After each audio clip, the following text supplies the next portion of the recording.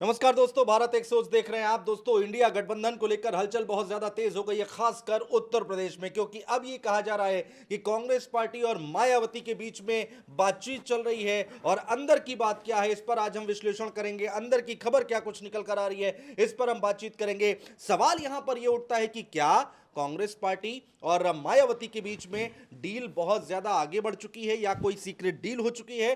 दूसरी तरफ अखिलेश यादव का अब स्टैंड क्या होगा, क्योंकि इन दिनों हम देख रहे हैं कि मायावती और अखिलेश यादव के बीच में जो बयानबाजी हो रही है उसमें तल्खियां बहुत ज्यादा बढ़ गई हैं। इसी पर बातचीत करने के लिए भरत भाई हमारे साथ मौजूद है। भरत भाई, स्वागत है आपका। जी।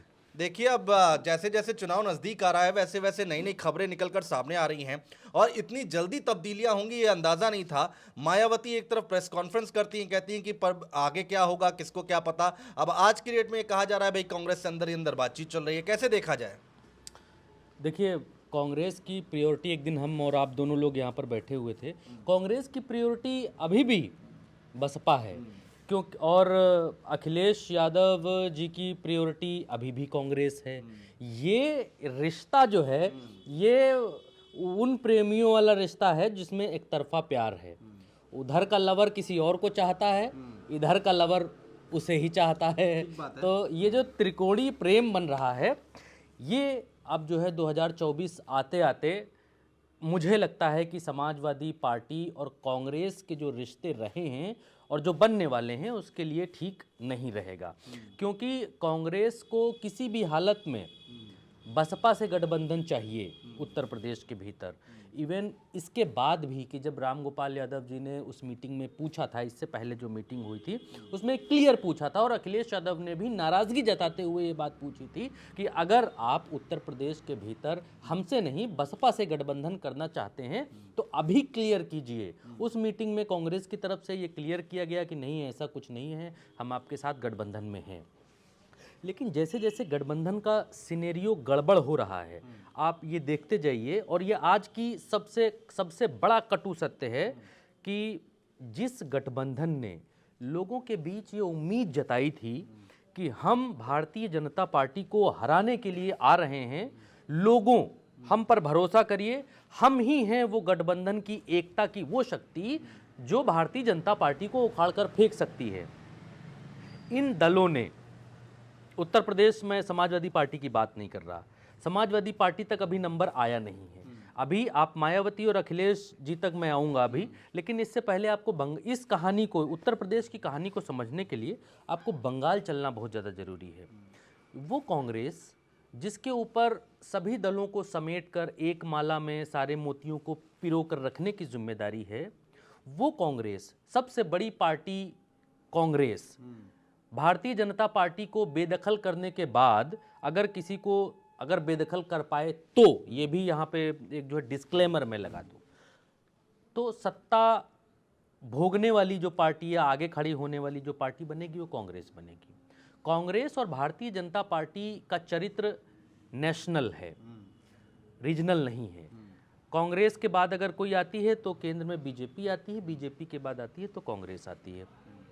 कांग्रेस के ऊपर जिम्मेदारी थी कि सारे मोती माला के समेट कर रखे जाएं, लेकिन कांग्रेस ने क्या किया?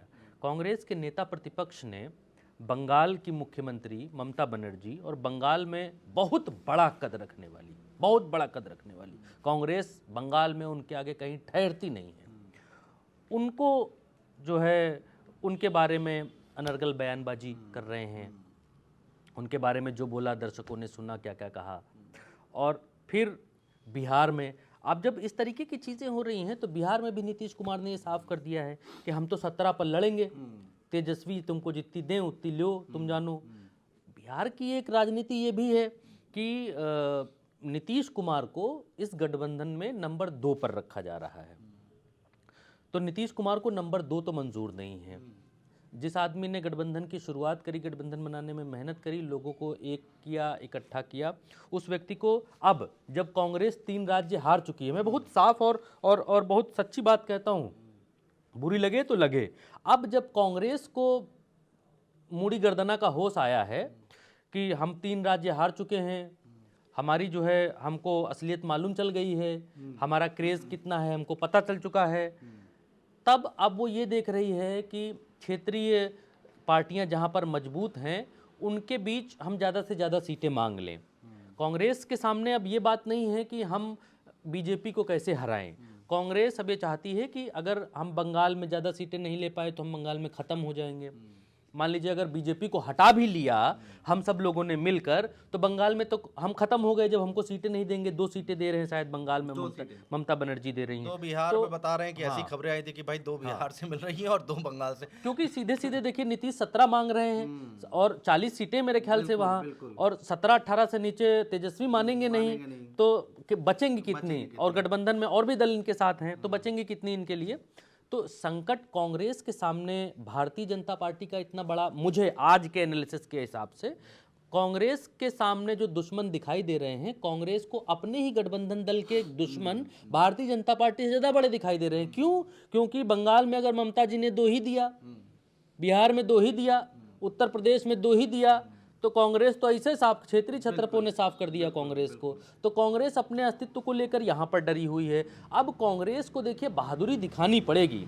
अगर वो, आप देखिए राजनीति में कोई आपका दोस्त नहीं होता, कोई आपका दुश्मन नहीं होता, तो आपको शॉर्ट टर्म गोल लेकर चलने पड़ेंगे। पहली बात, अगर आप कांग्रेसी लोग तो राजघरानों में पैदा हुए हैं जी, उनके बाप दादे पुरखे प्रधानमंत्री और ऐसे लोग रहे हैं, तो उनको बताने समझाने की आवश्यकता तो हमें है नहीं।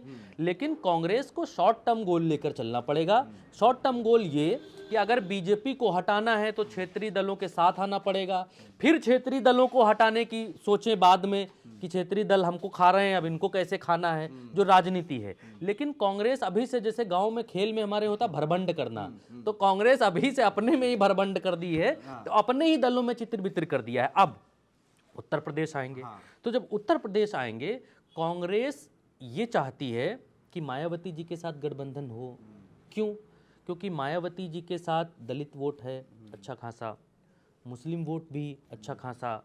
मुस्लिम वोट नेशनल चुनाव में ज़्यादातर मुस्लिम वोट ये देखता है कि केंद्र की सरकार को कौन हटा सकता है। क्या कांग्रेस हटा सकती है? क्या कोई और पार्टी हटा सकती है? तो जो पार्टी बीजेपी को केंद्र से हटा सकती होगी, तो मेरे ख्याल से 90-80% वोट उस पार्टी के साथ जाएगा। कांग्रेस को अपनी पॉसिबिलिटीज़ ज़्यादा दिख रही हैं, इसी वजह से सीट बंटवारे में बड़ा नानुकुर चल रहा है, विलंब हो रहा है। हाँ, कांग्रेस को अपनी पॉसिबिलिटीज़ ज़्यादा दिख रही हैं। कांग्रेस को ये दिखाई दे रहा है कि हम उन पार्टियों को साथ लें जिन पार्टियों के पास मुस्लिम वोट है, ठीक ठाक है भी, थोड़ा बहुत है, बाकी तो हमारे साथ है, प्लस हमारे पास जो नहीं है वो अगले के पास हो। बहन जी के पास दलित वोट अच्छी खासी मात्रा में है, सारा दलित वोट नहीं है। तो अभी आज जब हम बैठे हैं तो मेरे ख्याल से अभी पिछला चुनाव हुआ था तो 13-14% के आसपास का दलित वोट उनके पास था, और ये वो जाटव वोट है टोटल जो उनको मिला, ऐसा कहा जा रहा है। तो कांग्रेस चाहती है कि हमारे वोट में एक वोट प्लस हो, जाटव वोट या दलित वोट प्लस हो। कांग्रेस ये जानती है कि यादव वोट कांग्रेस को मिलेगा नहीं जो अखिलेश जी के साथ है। कांग्रेस ये जानती है कि गैर यादव जो पिछड़ा वोट है वो आज की तारीख में ज़्यादातर भारतीय जनता पार्टी के साथ है। तो गैर यादव जो पिछड़ा वोट है वो अगर नहीं भी मिला कांग्रेस को, तो कांग्रेस ये देख रही है कि समाजवादी पार्टी के साथ जाएंगे तो हमको यादव वोट प्लस में मिलेगा, बहन जी के साथ जाएंगे तो हमको दलित वोट प्लस में मिलेगा। लेकिन ये गारंटी वहाँ पर नहीं है कि वो यादव वोट हमारे पास आएगा कि नहीं आएगा। अखिलेश यादव जी और मुलायम सिंह जी यादव को छोड़कर, वो भी तब जब मुलायम सिंह जी यादव के न रहने के बाद, ये पहला लोकसभा चुनाव है। तो बहन जी के दलित वोट के लालच में है कांग्रेस, और मुस्लिम वोट तो वो आधिपत्य जताती ही है, और इसीलिए ये लोग राम मंदिर पर और इन सब चीज़ों पर नहीं बोल रहे हैं ताकि मुस्लिम वोट छिड़कने ना पाए। अब ये लड़ाई आ गई है उत्तर प्रदेश के भीतर मायावती और अखिलेश यादव के बीच में। नहीं, अभी एक चीज़ इसमें और है भरत भाई कि देखिए मायावती तो आप जिस लड़ाई की बात कर रहे हैं, तो मायावती अखिलेश यादव ये तो लड़ते हुए दिखाई दे रहे हैं, लेकिन खिचड़ी क्या अंदर की बात जो हम जानना चाह रहे हैं, समझना चाह रहे हैं, खिचड़ी क्या इस लेवल तक पक चुकी है कि मायावती ना कांग्रेस के खिलाफ कुछ बोल रही है ना भारतीय जनता पार्टी के खिलाफ कुछ बोल रही हैं, उनके निशाने में केवल अखिलेश यादव हैं। तो ये अंदर की बात ज़रा समझाइए। इस अंदर की बात को समझने के लिए अनुज भाई आपको 1-1.5 महीने और पीछे चलना पड़ेगा। आप कांग्रेस पर ही आइए दोबारा वापस, वही खिचड़ी दोबारा से कुकर में चढ़ाकर गैस जलाकर सीटी मारी गई है जो अभी 1-1.5 महीने पहले जिसकी शुरुआत हुई थी।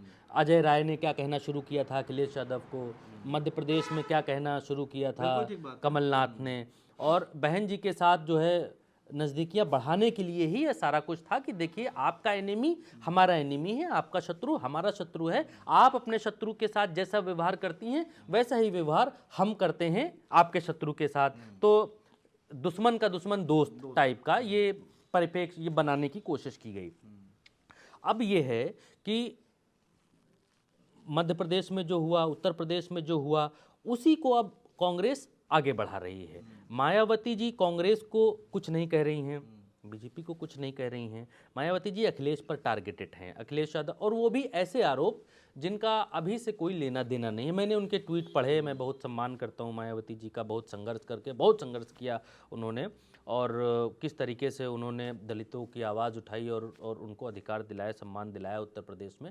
लेकिन उन्होंने पुल वाला मसला उठाया कि हमारे घर के पास से वो जो पीछे पुल बना है वीआईपी इनक्लेव के पीछे, मॉल एवेन्यू के पीछे जो पीछे पुल बना है उसका मसला उठाया उन्होंने। मसला उठाया 1995 गेस्ट हाउस कांड वाला मसला उठाया उन्होंने। ये बातें कही कि अखिलेश यादव से मैंने गठबंधन किया, अखिलेश यादव दलित वोटों के, दलित लोगों के सम्मान में थोड़ा आगे आए, थोड़ा सम्मान करना सीखे, लेकिन फिर जब हम उनसे अलग हो गए तो फिर उनका अपमान करने लग गए।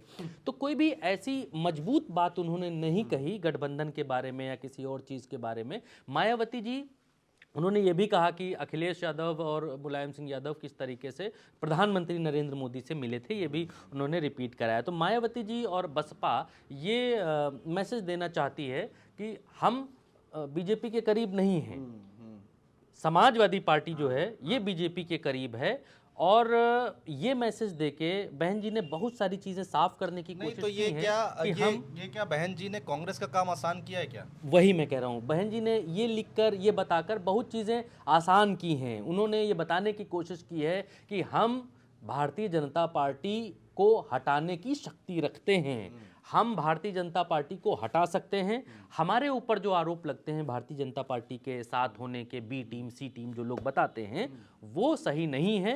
बी टीम सी टीम फलाने हैं, हम नहीं हैं।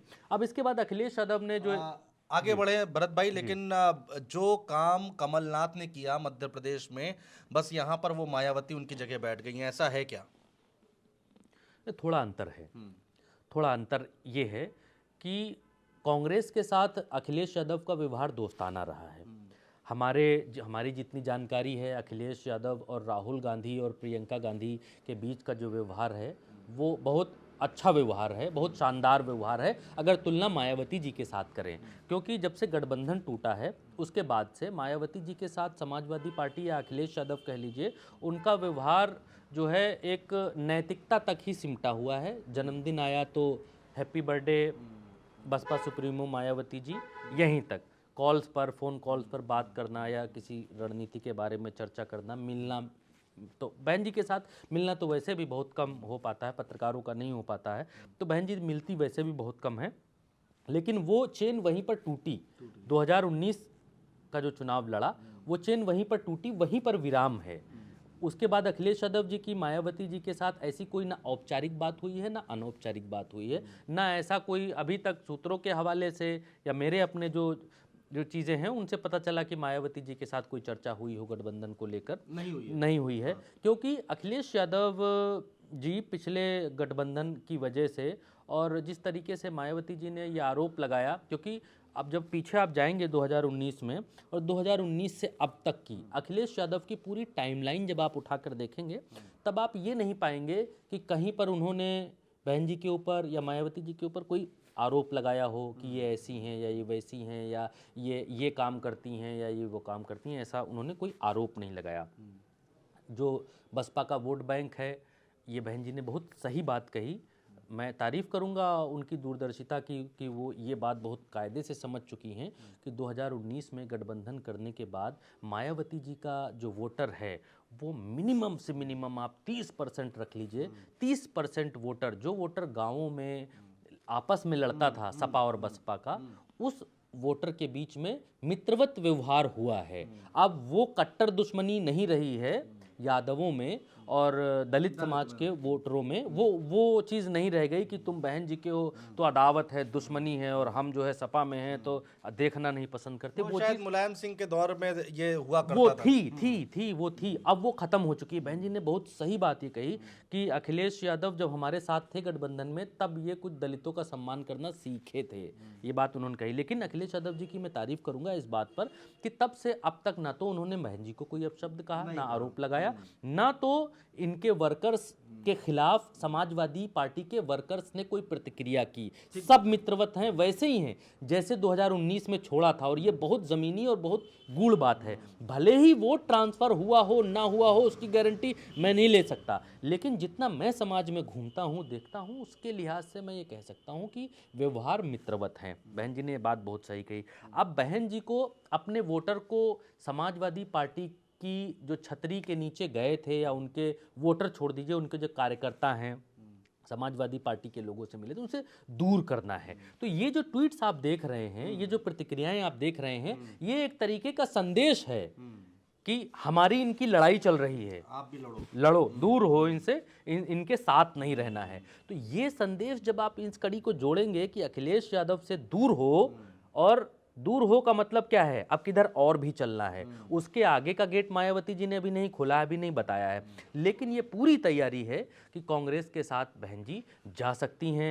ये क्वेश्चन मार्क के साथ आप ले लीजिए, या फिर भविष्य की चीज आप ले ये जो लीजिए। क्वेश्चन मार्क आपने लगाया है 2 मिनट के लिए, चलिए हम एक हाइपोथेटिकल बात कर लेते हैं। क्वेश्चन मार्क हटा दीजिए। अब मान लीजिए कांग्रेस ने यहाँ पर, देखिए मायावती थोड़ा नरम भी पड़ी है, ऐसा नहीं है। दिल्ली में एक बैठक हुई थी, वो भी उसके बाद से थोड़ा नरम पड़ी है कांग्रेस पार्टी को लेकर, और मन बदल रहा है, ऐसा अंदर खाने से खबर भी आ रही थी। तो मान लीजिए कि अगर मायावती राजी हो जाती है कि वो इंडिया गठबंधन में आ रही हैं, फिर अखिलेश यादव, कांग्रेस पार्टी, मायावती, जयंत चौधरी, बात कैसे एक टेबल पर सेट होगी? नहीं समझे नहीं आपका सवाल। मैं ये कह रहा हूँ कि मायावती अगर आ जाती है इंडिया गठबंधन नहीं में, तो यही बात तो हम तो कह कह रहा हूँ रहे ये चारों लोग कैसे एक टेबल पे वही, आएंगे? फिर तो अखिलेश यादव भी मोर्चा खोले। उन्होंने कहा कि आज ये कल का बयान है कि बात की गारंटी कौन लेगा 24 के चुनाव के बाद की? भरोसा कौन दिलाएगा कि मायावती किसके साथ जाएंगी? अखिलेश यादव को ये भरोसा नहीं है कि बहन जी अगर गठबंधन में आएंगी और चुनाव के बाद अगर परिस्थिति ऐसी बनी कि मान लीजिए कि भारतीय जनता पार्टी बहुमत में नहीं आई, उसको बहुमत में कुछ सीटों की ज़रूरत हुई, तो अखिलेश यादव को इस बात का भरोसा नहीं है कि बहन जी कांग्रेस के साथ या इंडिया गठबंधन की छतरी के नीचे अगर लड़ती हैं, ज़्यादा सीटें जीत जाती हैं, तो टिक कर रह पाएंगी। ये बहुत बड़ा सवाल है, छोटा मोटा सवाल नहीं है। लेकिन कांग्रेस को इस बात का इत्मीनान है, कांग्रेस को लाभ फ़ायदा दिख रहा है, लाभ दिख रहा है। प्रियंका गांधी को इस पर लगाया गया था। प्रियंका गांधी जी ने दिल्ली के आवास पर मीटिंग भी की थी, शाम के समय की वो मीटिंग थी। आज से 3-4 महीने बीत चुके हैं। उसके बाद भी अभी सूत्रों के हवाले से खबर आ रही है, कुछ अखबारों ने भी बात छापी है कि इसके बाद भी 1-2 मीटिंग, 3 मीटिंग शायद हुई हैं। तो अब इन मीटिंग्स में क्या निकलता है, क्योंकि बहन जी भी अभी अपना पत्ता नहीं खोलने वाली हैं कि अभी ऐलान कर देंगी कि हम गठबंधन के साथ हैं। अभी 100 दिन बाकी हैं, लगभग 4-5 महीने चुनाव होने में बाकी हैं। तो बहन जी अब खिलाड़ी हैं, राजनीति की तगड़ी खिलाड़ी हैं। अभी वो पत्ता खोलकर भारतीय जनता पार्टी के सामने अपने मोहरे बेनकाब नहीं करेंगी। और उन्होंने इससे पहले भी अपने पार्टी की कमान दे रखी है अपने परिवार में आकाश जी को, तो उन्होंने कुछ प्रिकॉशंस लिए हैं। अगर पत्ते खुलते हैं, खुलने के बाद कोई दिक्कत परेशानी, किधर से दबाव, प्रेशर, ईडी, आईडी, सीबीआई कुछ होता है, तो कमान किसी और को दे रखी है उन्होंने, इसके लिए वो तैयार हैं। तो क्या आचार संहिता लगने का इंतजार हो रहा है? क्योंकि कांग्रेस पार्टी, अभी जब मैं यूपी यात्रा कवर कर रहा था, कई कार्यकर्ताओं ने बोला कि आचार संहिता लगने दीजिए, उसके बाद खेल होगा। कई सारे पत्रकार, कई वरिष्ठ पत्रकार, मेरी बात आज सुबह हो रही थी तो कई लोगों ने कहा कि आपके उत्तर प्रदेश में मायावती जी और कांग्रेस के बीच में कुछ नई खबर आ सकती है, कुछ ताज़ा खबर, बड़ी खबर आ सकती है। तो अगर भारतीय जनता पार्टी को हटाने में इंडिया गठबंधन देखिए क्यों बन रहा है, ओवरऑल अगर हम देखेंगे कांग्रेस और बसपा को, अगर देखिए अखिलेश यादव अकेले भी लड़ेंगे तो बड़ा नुकसान पहुंचाएंगे कांग्रेस को, इसमें कोई डाउट नहीं है, दो राय नहीं है। मायावती जी को भी बड़ा नुकसान होगा अकेले अलग लड़ेंगे तो। इस अलग अलग की लड़ाई में होगा क्या, क्योंकि अगर अखिलेश यादव और आरएलडी, मुझे लगता है कि अगर अखिलेश यादव नहीं जाएंगे इंडिया की छतरी में तो आरएलडी भी नहीं जाएगी, मुझे ऐसा लगता है कि नहीं जाएगी। तो उत्तर प्रदेश से वो जाएंगी मायावती जी, बहन जी अगर जाएंगी तो। अगर हुआ ऐसी परिस्थितियां बनी तो कांग्रेस को इसमें भी कोई फायदा नहीं है। कांग्रेस अगर चतुर्थ सयानी बन रही है तो इसमें भी इनका कोई फायदा नहीं अखिलेश जी अगर वो मध्य प्रदेश की तरह बुरा मान गए तो हो सकता है अमेठी और रायबरेली में प्रत्याशी उतार दें, नहीं उतार सकते हैं, ऐसा नहीं है, क्योंकि इस बार समाजवादी पार्टी का घोर अपमान किया, छोटा मोटा अपमान नहीं किया।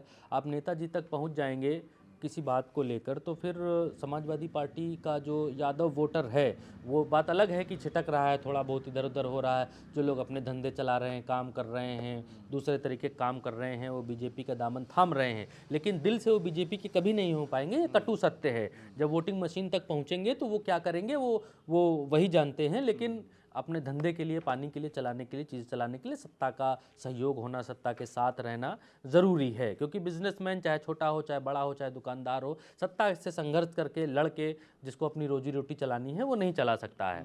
उसको अपने काम से मतलब है। झंडा फिर ऊपर समाजवादी पार्टी का हो, कांग्रेस का हो, किसी का हो।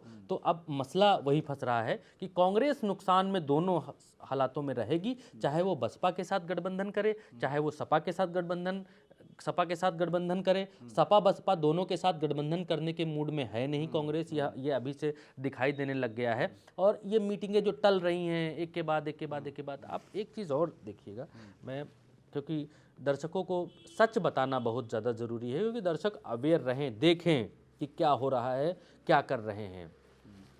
इंडिया गठबंधन बना, कहा गया भारतीय जनता पार्टी को यही गठबंधन हटाएगा। उम्मीद जागी। जो दर्शक देख रहे हैं, एक एक दर्शक दिल पर हाथ रखकर बताएगा कि जब इंडिया गठबंधन बन रहा था और इसकी हवा हो रही थी कि अच्छा बीजेपी को हरा सकते हैं, और भारतीय जनता पार्टी इतना डरी कि इंडिया नाम के सारे शब्द उन्होंने वापस ले लिए, एक तरीके का भूचाल सा आ गया। लेकिन उसके बाद ऐसा हुआ कि आपस में सब ऐसा लड़ने लग गए, तो कांग्रेस इसके लिए पूरी तरीके से उत्तरदायी है, पूरी तरीके से इसके लिए जिम्मेदार है। अगर लोगों की उम्मीदें टूट रही हैं, लोगों की उम्मीदें टूटी हैं, इंडिया गठबंधन ने लोगों को निराश किया है, या आपस में सीटें बांट रहे हैं, नहीं दे रहे हैं, ले रहे हैं, दे रहे हैं, ये जाने, लेकिन लोगों की जो उम्मीदें जागी थी वो उम्मीदें कुछ कम हुई हैं। अब ये हो सकता है कि गठबंधन बने और बनकर तैयार हो। देखिए, जब चीज़ें आप साथ में आते हैं तो कुछ ना कुछ कॉम्प्रोमाइज़ेस तो करने पड़ते हैं। चाहे घर की बात हो, चाहे गठबंधन की बात हो, लेकिन ये राजनीतिक दल कोई कंप्रोमाइज़ करने के लिए तैयार नहीं है।